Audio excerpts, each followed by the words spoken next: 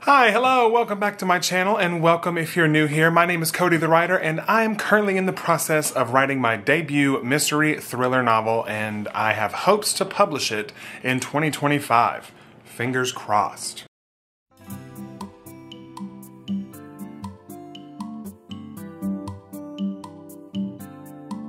For today's video, I thought it would just be kind of a fun, lighthearted idea to turn to the internet, because you see, there's all sorts of conversations amongst writers, especially about what type of writer you are. Some people are pantsers, some people are plotters, some people are a hybrid mashup of the two, and they are a plantser. Some people are morning writers, some people are nighttime writers, some people are middle of the day. Every writer has their own rituals and routines that they do, and so I thought it would be fun to go on the internet, mistake number one, and find some quizzes that could tell me what type of writer I am, just to see if I agree or disagree with whatever the quiz has to tell me. So for today, we're going to be doing 3 quizzes. The first quiz is called, what kind of writer am I? The second quiz is, what famous writer are you? So I'm assuming it's going to take whatever answers I have and match me up with a famous writer that has the same kind of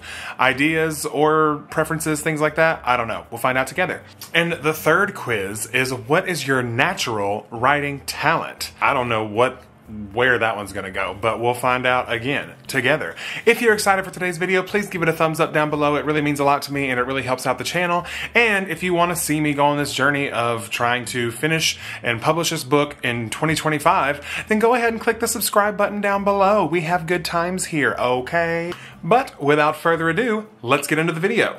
Alright, welcome to the computer setup. So the first quiz, like I said, we're going to find out what kind of writer I am. The title of this says, everyone, no matter how much you write, falls into a certain writer archetype. Here's which one you are. Let's find out which archetype we are, shall we? Okay, so question number 1. You're given a syllabus with all the major writing assignments for the semester. What do you do? I'm going to answer what I would do as today, Cody, because I want to know what kind of writer I am right now. So these answers are not going to be based on past Cody. They're going to be based on current Cody. Okay? But still, don't judge me. Okay? I'm just a boy. Write down every due date in your planner along with soft deadlines for drafting and revision. Toss the syllabus in your backpack. You can get to that later. Immediately brainstorm topics and start writing hooks in your head. Immediately draft the first essay so you have something done. Honestly, probably what I would do right now, especially because I do it a lot with my current job, is I would write down all the due dates in my planner just so I know what things are coming up and I know what order they need to be done in so I can prioritize them. So I'm going to go with that. The big midterm paper worth 25% of your grade is due in 2 weeks. What's your progress? Y'all are going to hate me for this because I already know what answer I'm going to go with, but I'll read all of them anyways. No worries, I've got time. Okay, so if I start with the compare and contrast and then move on to the analysis, I can put this quote in the second paragraph. I've got my outline done and I'd like to have my draft done in 2 days so I can go to the writing center at least twice before I turn it in. I've got my draft written, I just want to go back and make sure it makes sense, and then I'll take out the part about the extra article and then. So here we go. I'm very much it's fine. We have time. Maybe, no, it definitely is. I know that one big thing that a lot of neurodivergents struggle with is time blindness, and most of the time we're all just like, oh, we have plenty of time. 2 weeks? That's so long. So that's what I'm picking. I'm so sorry. Where's the best place to write? I like the library because it's quieter. I get coffee after I've written 2 paragraphs. Whatever coffee shop has the best coffee and snacks on the paper. Now I'll clean it up later. My head. I love writing in a good coffee shop, so that's probably what I'm going to go with. And, I mean, pretty much every coffee shop I go to has good snacks and coffee, so, you know. Okay, people would describe you as the person with a plan and planner, super confident at first, but maybe a little bit of an overthinker, a great time, just not very productive, always on top of things and ready to think my way through things. So this is what someone else would describe me as, so I'm gonna enlist some help really quick. I'll be right back, okay?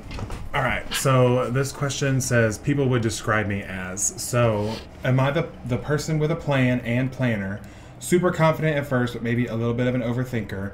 A great time, just not very productive. Always on top of things and ready to think my way through things. Your answer will hurt my feelings. I'm just kidding. It's not that serious, babe. It's okay. Always on top of things and ready to think my way through things. Okay. I can go with that. All right, thank you. Goodbye. Yeah, you're welcome. Bye. And when was the last time you wrote something? Yesterday. Okay, so last night. I'm breaking my assignment down into chunks so I have enough time to do things. That sounds right. Am I right? Right? So we'll pick that. Oh, okay. I am the balancing act. Sequential composers devote equal time to planning, drafting, and revising rather than planning their writing mentally, as heavy planners do.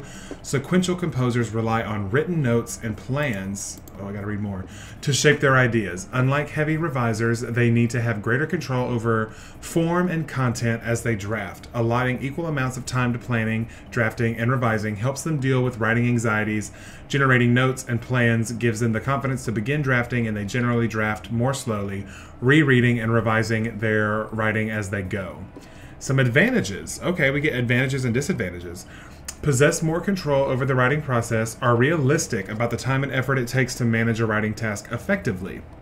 My disadvantages are I can develop rigid writing habits, may waste time developing detailed plans when they are ready to write. Ooh, I've been attacked.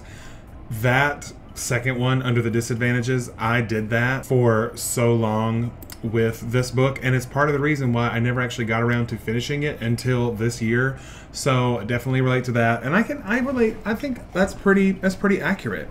Because I love to have a plan. I love to have, like a task list, definitely. I don't develop rigid writing habits, but I do have the rigid writing habit of wanting to write every day, and I do beat myself up sometimes if I don't actually manage to write for that day. So I can see that, but I am definitely, this one here, I'm definitely realistic about the time and effort it takes. I know that this is going to take me a long time, honey, and you can't just edit and revise a book, and I feel like I've been struggling with that the most during this redrafting process because it has just not been going as fast as I would like it to, but I'm realistic about the fact that that's just the case. It's going to take a long time. It's going to take a lot of effort, a lot of time, a lot of brain power, and that's okay.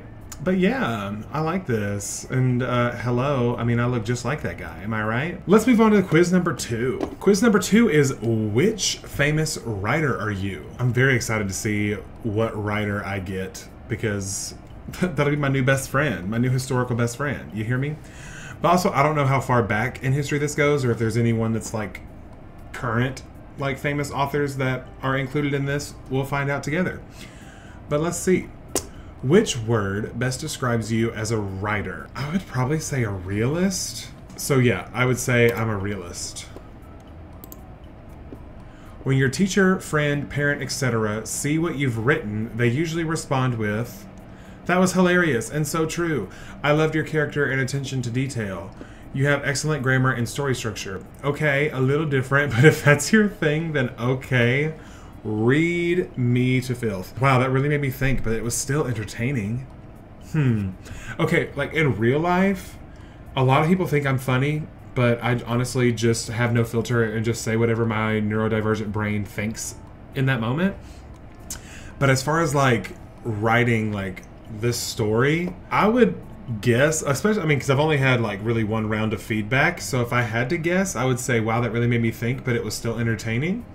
Because there were some things that, they had to think about because it was a very early draft, but, they seem to still be entertained by the story, so that's what I'm going to go with. When you're not reading a novel, you're usually caught reading an old journal, a book of famous speeches and quotes, a collection of humor and entertaining folk tales. More novels are More novels are instructional work on how to become a better writer. The dictionary. Well, I'm not reading the dictionary, that's for a fact. I mean, honestly, if I'm not reading a book, especially right now, I'm probably reading something like Save the Cat or some sort of like storycraft book. So that's what I'm going to do for now, because I don't really read anything else other than normal books and storycraft books, at least right now. So that's what we'll go with. The average setting in your story, your hometown or someplace similar, a faraway land or a location in the past, whatever setting suits my characters best. Any setting, because it's going to be a great story any way you look at it. Oh, that's so positive. The setting is not as important to me. So in the current book that I'm writing and most books that I plan to write, I plan to have it based in like the normal world, but typically I just make up my own city within a certain region of the United States just based on kind of like the vibes that I'm feeling with that. And so, like with my current book, it's set in what I imagine to be like, you know, the California area, probably like Southern California, and I just made up a town. The name of the town is called Westview. There's nothing on here about vibes, so I don't really know. I mean, because it's not similar to my hometown by far. I've never even been to California. I want to go one day, and I will go someday. And I don't really do faraway lands because it's thrillers, so I would say just whatever setting suits my characters best, I guess based on their vibes. Or maybe it's just not as important to me. Eeny, meeny, miny, mo. I'm just going to go with whatever setting suits my characters best. What is the typical ending to one of your stories? Anything can happen, but in any case, the ending demonstrates some sort of philosophical, moral idea that I want to share with my audience. Something funny happens to one of the characters to teach him a lesson. Some heroic deed has been accomplished by the story's end. I try to wrap things up with the plot and delve into the message I want to send to my readers. Pretty enigmatic. Loose ends are my trademark. See, I'm not a fan of loose ends. I want everything to be tied up with a bow by the end of the story, because otherwise, I mean, unless you're doing like a series, then that's fine. But if you're doing a standalone, don't end it on a cliffhanger. Why? I spent 400 pages reading this book and you're not even going to tell me how it ends? Like, seriously? Anyway, enough of that. I would say I like this. Anything can happen, but in any case, the ending demonstrates some sort of moral idea that I want to share. It kind of like ties in like the final bit of my theme, I would say. And I feel like a good ending of a story should kind of like resolve with the theme. You don't want to hit the reader over the head with the theme like, this was the theme of the book and I hope you got it. You know, you do want it to kind of relate to the overall message you were trying to convey throughout the story. But anything can happen because I'm wild and crazy up here in my brain. So that's what I'm going to go with. What would fame mean to you? I could care less about being well known. I just want to entertain those around me. It would be nice for my stories to inspire more people, but other than that, nothing. I want as many people as possible to hear my stories. Fame is necessary because I know my writing will sell. Okay, someone's full of themselves. I want fame so I can shake up the industry with my unconventionality. Honestly, for me, I don't care so much about being well known. Obviously, yes, I would like to eventually turn my writing into a business so I can do it full time. But I don't necessarily need to be well known. I just need to do well enough to pay my bills and save up enough money for each book that I want to publish in the future, you know? So I guess I would say care less about being well known, just want to entertain those around me. I want everyone to be entertained by my stories and have a good time. What are words? I ask myself that question every day. As the dictionary defines them, they're what I use to humor people. They're what I can use to entertain and motivate my readers. The use of words is a useful tool in that it helps craft a good story. My way with words is more important than my story. For me personally, I feel the story is so much more important to me than the words. Like, I don't need all the flowery descriptors and all this very minute detail to be splayed out for me, because I like to read books that don't give you all of that. Yes, the little details and hints about your characters and your settings do need to be there, because you can't just not describe the setting that these people are in. But I don't need to know every single thing, from every single brick on the wall to every speck of dust that is in this room. Like, I don't need to know all that. If you just tell me like a dusty storage closet, that's all you had to say, and I immediately know they're in a storage closet. There's probably like some custodial equipment there, or there's probably like a metal rack with cleaning supplies. Like, I can just infer things about the setting without having to know every single detail. Anyway, rant over. I mean, they're what I use to entertain. So that's what I'm gonna go with. What do you think of the following sentence? River run, past Eve and Adams, from swerve of shore to bend of hay, brings us by a commodious vicus of recirculation back to Houth Castle and environs. What? He didn't capitalize the first letter and it looks like he just used half a sentence anyway? What? Too abstract, sorry. I would change the sentence structure, but the setting sounds pretty cool. I would change the sentence structure, but you've got to admit he has a knack for describing things. Shoot, why couldn't I come up with that? Honestly, and I'm just going to be so honest. Too abstract, sorry. Like, that's just too much. That's too many syllables. Like, what light through yonder window breaks. It's giving Shakespeare. It's giving not what I want to do. So that's not me. So that's gonna be too abstract. Would you ever write about yourself? No. Ew. I mean, I already see the answer I want. I've talked about this on the channel before. So my answer would be no, but I make some interesting characters based on people I know. Now, yes, whenever I'm writing my characters, I connect them to a person in my life to make sure that so that way I can just better reference how they would act, how they would respond, what they talk like, the words that they, gravitate towards. But the characters in my books and their actions are no reflection of the people that I'm thinking of. Sometimes it is. Sometimes if I'm writing someone who's just a complete beep, then I will think of someone in my life who is a complete and base it on them, because you know what? They deserve that for the mental strife they caused me. How spontaneous of a writer are you? One sitting is usually all it takes for me. It's pretty easy to get my ideas together, but writing the story takes time. First, I make a general outline, then I make a rough draft, then over time I do some revisions, and the finished product is always an excellent story. It depends on what day it is or what mood I'm in. I usually spend a lot of time on narrative and character creation. It may look very spontaneous, but it takes a very long time to complete all of my research and writing. So I would say, like, especially in the beginning of my writing, journey, I was more of a spontaneous boy. I did not have a plot or a plan or anything like that whenever I wrote the first version or tried to write the first version of this book. But now I would say I'm this one. I made a general outline, and yes, then I did my rough draft, and now over time, which is where I'm currently at with this book, I'm doing revisions, and I don't know if the finished product is going to be an excellent story, but I'm hoping that it's going to be. So, that's what I'm going to click on right there. Not me over here being like, what is this, William Shakespeare? And then there it is. Also, what? Am I gay test? Shakespeare is typically considered the English language's greatest wordsmith. You guys. Thus, you are probably a highly skilled writer who never fails to wow his teachers or anyone interested in your talent. Aside from being highly creative, you are also highly empathetic and probably have very believable and interesting characters in your stories. And, like Shakespeare, your writing can also be humorous and entertaining. Overall, you are a well-rounded author who might make a decent amount of money someday for his work. Oh, you guys, me and Shakespeare are besties now. Honestly, I'm so sorry for what I said earlier. I love your work. I'm okay with that. I like that. And I do try to incorporate a little bit of humor to kind of break up, the very heavy moments in the story. So I live. And he was considered the English language's greatest wordsmith. So will I be a future greatest wordsmith? You'll have to read my book next year to find out.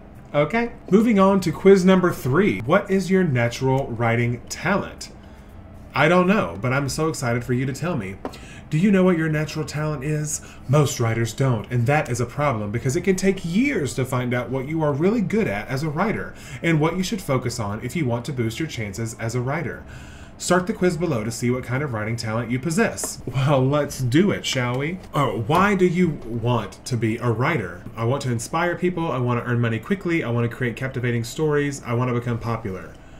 That's tough. Do I get to select more than one? Because it's between these two. I want to inspire people who might be afraid to put themselves out there and just take a chance on themselves and believe in themselves to do this, but really, the whole point of this is I want to create captivating stories, so that's probably the one I'm going to go with. What do you most enjoy writing? Honestly, especially with the genre that I'm writing, so I'm going to say a piece that exposes the truth. Because in thrillers, there's also a lot of lies. And I, at some point, have to expose that truth. So that's what I'm going to do. Why would readers like your writing? Because I have an important message, because I'm a storyteller, because I trigger people's emotions, because I inspire and motivate them. I would hope that people like my writing because I'm a good storyteller. But again, I have no published work, so I really don't know. But that's what I'm going to go with, because that's my hope. Like, I hope that people keep coming back to my books because I tell a good story and I entertain them in some way and make them, you know, I give them a place to go to, you know, zone out of whatever world that they're living in, where they can just like drop into this world and solve a mystery with all these people and have a good time and be entertained. So that's what I'm going to go with. What is your preferred writing process? I go where my inspiration takes me. I have an idea and create an outline. I like to start with research on the net. I'm interested in a topic and start making notes. I would probably go with the second one because that's what I have found that I have done recently, especially with like these new ideas that come to my brain while I'm working on this book. I have like a Google Doc that I've told you guys about where I like kind of just like brain dump everything that I can think of right in that moment about it. And once I eventually, you know, swing back around to one of those stories, then I will just create an outline and, you know, start the process of once I have the outline, doing the rough draft and revising, you know. So I'm kind of like finding my flow with this whole process. So that's the one I'm going to go with. How would you describe your style of writing? My style is clear and concise, expressive and poetic. I have a way of inspiring people. I use psychological triggers. I mean, I'm writing a psychological thriller, so I would say that I would probably use psychological triggers, but I feel like I'm definitely not expressive and poetic. I feel like for the overall arching writing style in general would be clear and concise. Are you better at telling a story or explaining an idea? I would probably say telling a story because that one actually forces me to sit down and take the time to put all my thoughts together. If I'm just explaining an idea on the spot, I will ramble for a solid 20 to 30 minutes and be like, all that to say, all those words to explain this idea, but that's, you know, that's kind of just how my brain works. So I would say I'm better at telling a story. What would you be most proud of? To be the author of a best-selling nonfiction book, to be the author of a blockbuster novel? Well, one thing's for certain, I will probably never write a nonfiction book, so that one's automatically off the table. So I'm gonna say a blockbuster novel because dream big, you know what I'm saying? All right, here we go. Well done, get your results. Do I have to put in my email for this? I don't know what happened. I can't get it to work. Something's wrong with the actual quiz. I even tried it on my phone and it still didn't work. So I guess I just have so many writing talents that I broke the quiz. You know, that's a bummer, but you know, I guess you can't win them all. So, all right, so now back to the other Cody. And that's all I have for you guys today. Thank you so much for watching this video. It really means so much that you all have taken time out of your busy lives to even click on one of my videos. And right at this moment, I am at 490 subscribers, and my goal was to hit 500 by the end of the year. Y'all, it's only August, and I only need 10 more subscribers, and that is all thanks to all of you wonderful people that clicked on this video, that watch my channel, that support me, that leave me comments and things like that down below. It really, really makes me so happy that this corner of the internet that I have invested so much time and effort into is really paying off, and you all are enjoying it, and I can't thank you all enough. So let me say it again. Thank you so much for watching this video. I will see you guys in the next one. Have a great rest of your week and happy writing. Bye!